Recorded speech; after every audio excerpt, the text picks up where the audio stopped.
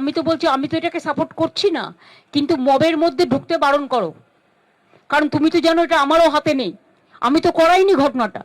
আমি এটাকে নিন্দা করি, তীব্র নিন্দা করি। আপনারা কি বিশ্বাস করেন যে মুখ্যমন্ত্রী চাইছেন এটা বন্ধ, অথচ হচ্ছে না? মুখ্যমন্ত্রী এরকম যদি আন্দোলন হয়, তার রাজনৈতিক দলের সমর্থন বাড়ে, অন্য রাজনৈতিক দলের সমর্থন করে, তাহলে মুখ্যমন্ত্রী লাভ। এটা আশ্চর্য হবে না যদি দেখা যায় যে ওখানে এগুলো যে ঘটছে সেগুলো তার লোকেরাই ওখানে অর্গানাইজ করছে। এরকম যদি হয় তাহলে আশ্চর্য হওয়ার কিছু নেই। হঠাৎ করে আজকের দিনে বেলডাঙ্গায় অবস্থাটা এত অগ্নিগর্ভ হলো, আগে হয়নি। সেটার কারণ খোঁজার দরকার আছে, যে এটার সঙ্গে এই যে ইডি অফিসারদের উপর হামলা, তাদের বিরুদ্ধে অপরাধ, সেইগুলো থেকে দৃষ্টিতে অন্যদিকে ঘোরানোর জন্যে কি না। এটা আমাদের এখানে পুলিশ তো শাসক দলের নেতা নেত্রীরা যা বলেন তাই করেন। অতএব দেখুন, শাসক দলের নেতা নেত্রীদের কাছ থেকে ইনস্ট্রাকশন নাই সাংবাদিককে সাহায্য করা বা সাধারণ মানুষকে সাহায্য করা। রাজনীতি খুবই নোংরা। রাজনীতিবিদরা ভোটে জেতার জন্য যা কিছু করতে পারেন। মমতা ব্যানার্জি যিনি যেগুলো ছিনতাই করেছেন, ডাকাতি করেছেন, সেগুলো নিয়ে কিছু গোপন করেননি, আপনাদের সব মিডিয়ার সামনে পরিষ্কার দেখিয়েছেন, বলেছেন। তো অতএব সেটা প্রমাণ করতে খুব বেশি কষ্ট পেতে হবে না, খুব সহজেই প্রমাণ হয়ে যাবে। এবং প্রমাণ হলে Mamata Banerjee, DG, CP, DCP এদের সকলের কিন্তু সাজা হয়ে যাবে। মমতা ব্যানার্জির সাজা হবে যদি না তাকে ছেড়ে দেওয়া হয় রাজনৈতিকভাবে কোনো সমঝোতা হয়ে বা অন্য কোনো কারণে, নাহলে মমতা ব্যানার্জির সাজা হবে। কোর্টে যে শুনানি না করতে দেওয়ার জন্য লোকদেরকে ডেকে আনা হচ্ছে, সেটাও ভালোভাবে নেয়নি। সেই জায়গাটাকে যন্ত্রমন্ত্র বলেছেন, যে হাইকোর্টকে যন্ত্রমন্ত্র বানিয়ে ফেলেছে। তো অতএব সুপ্রিম কোর্টের জজ সাহেবরা এখন পর্যন্ত যে অবজারভেশন করেছেন, তাতে মমতা ব্যানার্জির বিপদ। এখন কল্যাণ বন্দ্যোপাধ্যায় তো অনেক কথা বলে, তার দলের লোকেরা কীরকম স্লোগান দিয়েছিল আপনার মনে আছে? তাহলে তোমায় জানতে হবে, মানতে হবে। তো তার দলের লোকেরা যাকে এরকম স্লোগান দেয়, তার সম্বন্ধে কম আলোচনা করলেই ভালো। বঙ্গ রাজনীতিতে বেলডাঙ্গা একটা বর্তমানে বহুল চর্চিত নাম। সেই বেলডাঙ্গায় সাংবাদিককে মারধর করার অভিযোগ উঠে আসছে, যেখানে পুলিশকে ভিডিওতে রীতিমতো দেখা যাচ্ছে পুলিশ রীতিমতো দাঁড়িয়ে আছে, কোনো সাহায্যের হাত বাড়িয়ে দেয়নি, যেটা সাংবাদিকরা অভিযোগ করছেন। কী বলবেন? দেখুন, যে ইস্যু নিয়ে বেলডাঙ্গায় আজকে আন্দোলনটা হচ্ছে, সেটা অনেক দিন থেকে এখানে দেখা যাচ্ছে। ইস্যুটা গুরুত্বপূর্ণ, সে ব্যাপারে সন্দেহ নেই। কিন্তু হঠাৎ করে আজকের দিনে বেলডাঙ্গায় অবস্থাটা এত অগ্নিগর্ভ হলো, আগে হয়নি। সেটার কারণ খোঁজার দরকার আছে, যে এটার সঙ্গে এই যে ইডি অফিসারদের উপর হামলা, তাদের বিরুদ্ধে অপরাধ, সেইগুলো থেকে দৃষ্টিতে অন্যদিকে ঘোরানোর জন্যে কি না। এটা স্যার, বড় প্রশ্ন হচ্ছে পুলিশ সেখানে দাঁড়িয়ে চুপচাপ আছে, সাংবাদিক যিনি মারা গিয়েছেন তিনি সাহায্য চাইলে কোনো সাহায্যের হাত পাওয়া যাচ্ছে না। পুলিশ তো আমাদের এখানে হওয়া উচিত নয়, পুলিশের আইন মেনে নিরপেক্ষভাবে কাজ করা উচিত। কিন্তু আমাদের এখানে পুলিশ তো শাসক দলের নেতা নেত্রীরা যা বলেন তাই করেন। অতএব দেখুন, শাসক দলের নেতা নেত্রীদের কাছ থেকে ইনস্ট্রাকশন নাই সাংবাদিককে সাহায্য করা বা সাধারণ মানুষকে সাহায্য করার। সেখানে স্থানীয় বিধায়ক তিনি বলছেন, আমি এই ঘটনার নিন্দা করছি, এই ঘটনার সপক্ষে আমি নই, যা হয়েছে আইনি ব্যবস্থা নেওয়া হবে। তার মানে বিধায়ক বলছেন যে যে লোকেরা আছেন সেই লোকেরা তাদের দলের কথা শুনছেন না, তাদের দলেরও লোক নয়, তাই তো? এটার অর্থ তো তাই দাঁড়ায়, যদি তাদের দলের লোক হন তাহলে তাদের দলের এমএলএর কথা তো তারা শুনবেন। তো তার মানে সেখানের লোকগুলো এখন শাসক দলে আর নেই, বিধায়কের কথা যদি সত্যি হয়, এটা প্রমাণ করছে। এটাও খুব ভালো লক্ষণ নয়। অন্যদিকে মমতা বন্দ্যোপাধ্যায় তিনি আজকে মহাকাল মন্দির উদ্বোধনের মঞ্চ থেকে তিনি বলছেন যে বিজেপি মুসলিমদের খেপিয়ে তুলছে। বিজেপি খেপিয়ে তুলছে না অন্য কেউ খেপিয়ে তুলছে সেটা তদন্ত সাপেক্ষ। তবে মুসলমানদের বিরুদ্ধে যেটা হচ্ছে, যে কেউ একজন বাংলায় কথা বলছে অতএব তাকে হত্যা করে দেওয়া হচ্ছে, এটা বন্ধ হওয়া উচিত। সেই বিষয়টা নিয়ে মুখ্যমন্ত্রী আজকে সরব হয়েছে। মুখ্যমন্ত্রী তো অনেক আগে থেকে সরব আছে। আপনারা কি বিশ্বাস করেন যে মুখ্যমন্ত্রী চাইছেন এটা বন্ধ, অথচ হচ্ছে না?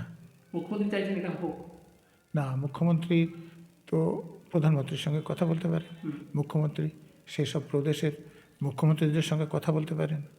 তো সে লেভেলে কথা হলে এটা বন্ধ হবে না আমি বিশ্বাস করি না। কিন্তু এখানে মুখ্যমন্ত্রী লাভ মুখ্যমন্ত্রী এরকম যদি আন্দোলন হয়, তার রাজনৈতিক দলের সমর্থন বাড়ে, অন্য রাজনৈতিক দলের সমর্থন করে, তাহলে মুখ্যমন্ত্রী লাভ। এটা আশ্চর্য হবে না যদি দেখা যায় যে ওখানে এগুলো যে ঘটছে সেগুলো তার লোকেরাই ওখানে অর্গানাইজ করছে। এরকম যদি হয় তাহলে আশ্চর্য হওয়ার কিছু নেই। মানে রাজনীতি খুবই নোংরা। রাজনীতিবিদরা ভোটে জেতার জন্য যা কিছু করতে পারে। আর কাল এই এসআইআর কেন্দ্র করে উত্তর দিনাজপুরে দেখা গেল গান্ধী মূর্তির মাথা ভেঙে সেটা নিচে পড়ে আছে। একটা পুরো দিন সেটা মাটিতে পড়ে থাকলে কিন্তু প্রশাসনের তরফ থেকে তেমন কোনো ব্যবস্থা নেই। আসলে প্রশাসনের কাছে আদৌ কোনো খবর আছে কিনা? প্রশাসনের কাছে খবরটা তো পুলিশ দেবে, তো পুলিশের কাছেও আদৌ কোনো খবর আছে কিনা দেখুন। কারণ এই মাথাটা ভেঙেছে, তারা যদি শাসক দলের লোক হয় তাহলে পুলিশের লোকের একবারে খবর দিতে যাবে, এটা আমার মনে হয় না। সুপ্রিম কোর্টে এই ইডি বনাম তৃণমূল কংগ্রেসের যে মামলা, সেখানে বলা চলে সুপ্রিম থাপ্পড় খেয়েছে তৃণমূল কংগ্রেস। এই বিষয়টা কীভাবে দেখছে? দেখুন, মমতা ব্যানার্জি রাজ্যের ডিজি, কলকাতা পুলিশের সিপি, ডিসি, অন্য পুলিশ অফিসের সঙ্গে গিয়ে যেসব অপরাধ করেছেন সেটাতে ডাকাতির সেকশন আসবে, সরকারি কর্মীদের বাধা দেওয়ার সেকশন আসবে, প্রমাণ লোপাটের সেকশন আসবে, ভয় দেখানোর সেকশন আসবে, অনেকগুলো সেকশনে মামলা হবে। এবং মমতা ব্যানার্জি যিনি যেগুলো ছিনতাই করেছেন, ডাকাতি করেছেন, সেগুলো নিয়ে কিছু গোপন করেননি, আপনাদের সব মিডিয়ার সামনে পরিষ্কার দেখিয়েছেন, বলেছেন। তো অতএব সেটা প্রমাণ করতে খুব বেশি কষ্ট পেতে হবে না, খুব সহজেই প্রমাণ হয়ে যাবে। এবং প্রমাণ হলে Mamata Banerjee, DG, CP, DCP এদের সকলের কিন্তু সাজা হয়ে যাবে। ইডির তরফ থেকে অভিযোগ করা হচ্ছে সেখানে পুলিশ উর্দি পড়া অবস্থায় সেখানে ধর্নায় বসে গেছিল। তো কতটা নিচে নামলে এই অবস্থা হতে পারে? দেখুন, সরকারি কর্মচারীদের সার্ভিস রুল আছে যে তারা কোনো রাজনৈতিক দলের পক্ষে বা বিপক্ষে বলতে পারবে না, বললে তাদের চাকরি থাকবে না। তো আপনারা তো দেখেছেন আমাদের এখানে ডেপুটি কমিশনার লেভেলের অফিসার প্রকাশ্য সভা থেকে একটা দলকে জেতানোর কথা বলেছেন, তারপর তিনি চাকরিতে আছেন। যিনি ব্যবস্থা নেবেন সে পুলিশ মন্ত্রী, তাদেরকে দিয়ে বলাচ্ছেন, অতএব তাদের বিরুদ্ধে কোনো ব্যবস্থা হবে না। তো এখানে ইউনিফর্ম পরে ধর্ণা বসছে, তার জন্য তার বিরুদ্ধে কোনো ব্যবস্থা হবে না, যদি না কোর্ট ব্যবস্থা নিতে বাধ্য করে।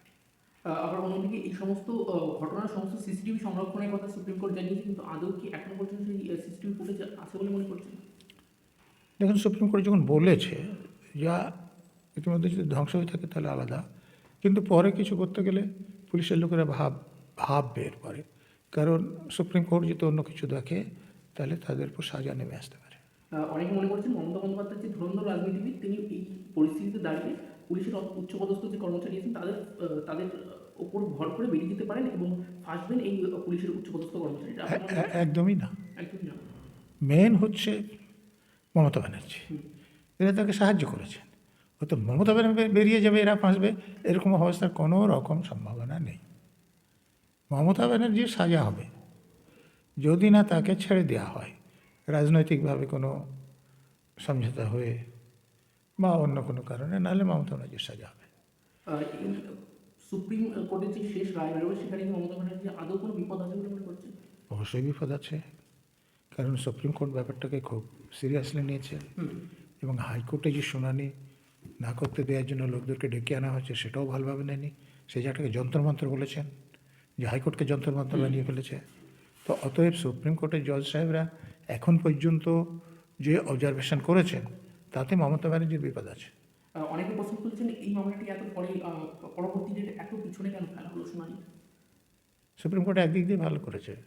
এরা বলবে যে আমরা সময়ই পাইনি, উত্তর দিতে পারিনি, সেরকম বলার কোনো স্কোপ নেই। যথেষ্ট সময় আছে, চিন্তা ভাবনা করো, উত্তর দাও, তারপরে অর্ডার দিলে তারা আর কিছু বলতে পারবে না। আরেকটা মজার বিষয় স্যার, যেটা দেখা গেল হাইকোর্টের শুনানির দিন, হাইকোর্টের শুনানির পর কল্যাণ বন্দ্যোপাধ্যায়কে বলতে শোনা গেল সাংবাদিকদের থেকে বাঁচতে আমার পুলিশের প্রোটেকশন লাগবে। কিছু বলবেন? দেখুন, কল্যাণ বন্দ্যোপাধ্যায় তো অনেক কথা বলে, তার দলের লোকেরা কীরকম স্লোগান দিয়েছিল আপনার মনে আছে? মাতাল তুমি, মাতাল তোমায় জানতে হবে, আগামীতে মানতে হবে। তো তার দলের লোকেরা যাকে এরকম স্লোগান দেয়, যে গভর্নরের বিরুদ্ধে এফআইআর করার জন্য জমা দেয়, যে একদম ছাগল কুকুরের মতো ওইসব শব্দ করে কোর্টে বা পার্লামেন্টে, তার সম্বন্ধে কম আলোচনা করলেই ভালো।